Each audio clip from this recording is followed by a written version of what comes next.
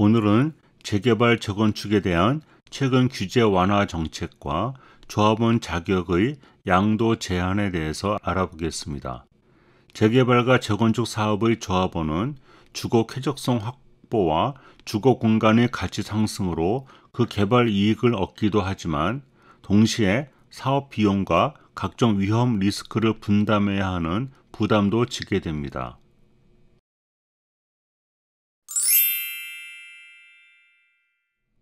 서울시의 경우 지난 2015년부터는 신규 지정된 재개발 단지가 없었으며 2026년부터는 재개발 입주 물량이 급감하여 서울시 주택 공급의 중요한 한 축이 위축되게 됩니다. 재건축도 마찬가지 상황입니다. 이에 서울시는 지난 5월 26일에 재개발 활성화를 위한 6대 규제 완화 방안을 발표했습니다.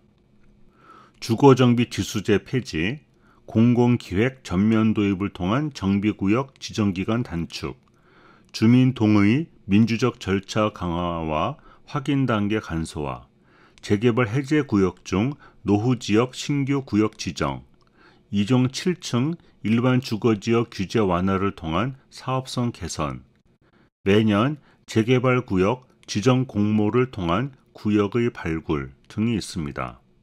첫째, 그동안 정비구역 지정의 진입 장벽으로 작용됐던 주거정비 지수제를 폐지합니다. 기존에는 법적 요건과 주거정비 지수제를 모두 충족해야 했지만 이제부터는 법적 요건만 충족하면 재개발 구역 지정이 가능해집니다. 재개발 구역 지정을 위한 법적 요건은 먼저 필수 항목을 충족하고 추가로 선택 항목 중 1개 이상을 충족하면 됩니다. 현재 재개발이 필요한 노후 저층 주거지 가운데 법적 요건이 충족되는 지역은 전체의 약 50%에 달하지만 주거정비 지수제를 적용하게 되면 재개발 가능 지역은 14%에 불과한 실정입니다. 이로 인해서 상당수의 노후 저층 주거지가 주거 환경이 열악해지고 있지만 재개발이 되지 않고 점점 슬럼화되고 있는 상황이었기 때문에 주거정비 지수제를 폐지하게 되면 이런 지역의 주거 환경이 빠르게 개선될 것으로 기대됩니다. 둘째, 서울시가 주도하는 공공기획을 전면 도입해 구역 지정까지 걸리는 기간을 5년에서 2년 이내로 대폭 단축한다는 것입니다. 공공기획이라는 것은 사업의 사전 타당성 조사부터 정비계획 수립까지 서울시가 주도해 공공성이 담보된 합리적인 정비계획을 수립하겠다는 것입니다. 이를 통해 종전에 자치구가 맡아 통상 42개월 정도가 소요됐던 절차를 3분의 1로 단축할 수 있다는 것이고 주민 제한 사전 검토, 정비구역 지정을 위한 법정 절차 등과 같은 나머지 구역 지정 절차도 각각 단축한다는 것입니다. 정비구역 지정 절차가 원활해질 것으로 기대됩니다. 셋째, 주거정비 지수제가 폐지되더라도 주민 동의 등의 절차는 보호 강화하되 확인 단계는 간소화한다는 것입니다. 현재 주민 동의를 확인 절차는 총 3단계로 주민 제한 단계, 사전 타당성 조사 단계, 정비구역 지정 단계로 진행됩니다. 사전 타당성 조사 단계는 공공기획 도입으로 통합 폐지되는 만큼 주민 동의를 확인 절차를 기존 3단계에서 2단계로 간소화한다는 것입니다. 대신 사업 초기 단계인 주민 제한 단계에서는 동의율을 기존 10%에서 30%로 높여 주민 간 갈등을 최소화하고 정비구역 지정 단계는 3분의 2 이상 동의율을 그대로 유지합니다. 넷째, 재개발 해제 구역 중 노후되고 슬럼화되어 주거 환경 개선이 반드시 필요한 지역은 주민 합의에 따라 신규 구역으로 지정한다는 것입니다. 서울시가 재개발 해제 구역을 대상으로 추진 중인 실태 조사에 따르면 해제 지역 총 316곳 중 절반이 넘는 170여 곳이 여전히 건물 노후화가 심각하고 해당 구역들이 모두 법적 요건을 충족하고 있는 것으로 분석되었습니다. 이에 서울시는 주민들의 재추진 의사에 따라 구역 지정이 가능할 것으로 보고 있습니다. 특히 해제 지역의 70%가 동부권과 서남권에 집중적으로 분포되어 있어 해당 지역의 재개발이 활성화되면 지역 균형 발전의 효과가 기대됩니다. 다섯째, 2종 일반 주거 지역 중 7층 높이 제한을 적용받고 있는 지역을 2종 일반 주거 지역으로 완화한다는 것입니다. 즉, 2종 일반 주거 지역 가운데 난개발 등을 막기 위해 7층 이하로 층고를 제한하고 있는 지역들에 대해 재개발 추진 시 이를 완화한다는 것입니다. 이렇게 되면 정비계획 수립 시 2종 일반 주거지역 수준으로 용적률을 적용받고 7층 이상으로 건축이 가능해져 사업성이 크게 개선될 것으로 기대됩니다.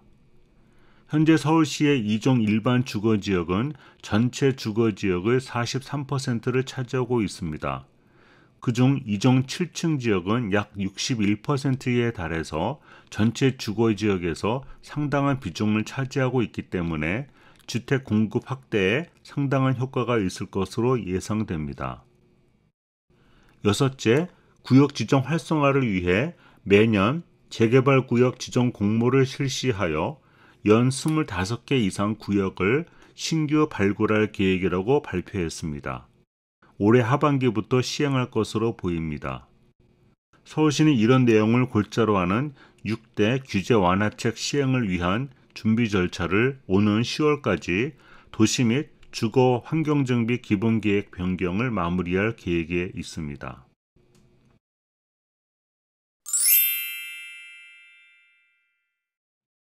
그런데 또한 지난 6월 9일에 정비사업 조합원 지위 양도 제한 시기를 사업 초기 단계로 대폭 앞당긴다는 방안을 발표했습니다. 재건축의 경우에는 종전에 조합 설립 단계에서 안전진단 통과 후에 시도지사가 결정하는 기일로 조합원 지위에 대한 양도 제한 시점을 앞당기고, 재개발의 경우에는 종전에 관리처분 단계가 아닌 정비구역 지정 이후로 시도지사가 결정하는 기일로 조합원 지위에 대한 양도 제한 시점을 앞당긴다는 것입니다. 다만 조합원 지위 양도 제한 시점을 앞당기는 것에 대한 부작용을 최소화하기 위해서 2년 이내 다음 단계로 사업이 넘어가지 못할 경우에는 조합원 지위를 양도할 수 있게 한다는 것입니다. 단 토지거래 허가 구역에서는 특별한 예외사항이 아니라면 이마저도 불가능합니다. 종전의 재개발의 경우에는 종전자산의 평가와 평형 신청에 따른 종후자산의 가치, 그리고 분담금의 정도를 가늠할 수 있는 관리처분 단계에서 조합원 지위를 확정했었으며, 재건축의 경우에는 계략적으로 추가 분담금을 산정할 수 있는 조합 설립 단계에서 조합원의 지위를 확정했었습니다. 따라서 조합원 지위 양도 제한 시점이 사업 초기 단계로 앞당겨지면 해당 사업의 사업성 판단이나 기타 리스크에 대한 정보가 충분히 예측될 수 없으므로 섣부르게 조합원이 되는 것을 조심해야 할 것 같습니다. 또한 조합원 지위가 확정된 이후 함부로 그런 물건을 매수했을 경우에는 현금 청산 대상이 되므로 매도자 입장에서는 불가피하게 매도할 수밖에 없는 상황이 생겼음에도 팔 수 없는 상황이 발생하게 되어 장기간 동안 재산권 행사가 제약될 것입니다. 보통 재개발이나 재건축 사업은 10년 이상 정도의 장기간의 사업기간이 걸리기 때문입니다. 한편 기존 조합원이 경제력이 상대적으로 취약하여 추가 분담금에 대한 부담이 큰 지역에서는 영세 조합원의 매도가 어려워져서 매도 기회가 박탈될 수도 있습니다. 따라서 일부 지역에서는 조합 설립을 2년 후로 일부러 늦추거나 재산 처분을 원하는 원주민들이 비대위 등을 조직하여 조합 설립을 방해하는 부작용도 생길 수 있습니다. 또한 이 법이 통과 처리될 예정인 올 가을 전에 현재 안전진단 통과 직전인 일부 지역에서는 조합원 지위가 확정되지 않았기 때문에 매수세 풍선 효과가 나타나고 있습니다. 반면에 상대적으로 입지가 좋고 수요가 많은 지역에서는, 즉 추가 분담금을 납부할 여력이 충분한 지역에서는 오히려 사업 진행 속도가 빨라질 전망입니다. 좀 더 꼼꼼하게 각종 부작용을 충분히 심사숙고한 후에 법을 좀 더 다듬을 필요가 있지 않나 하는 생각이 듭니다.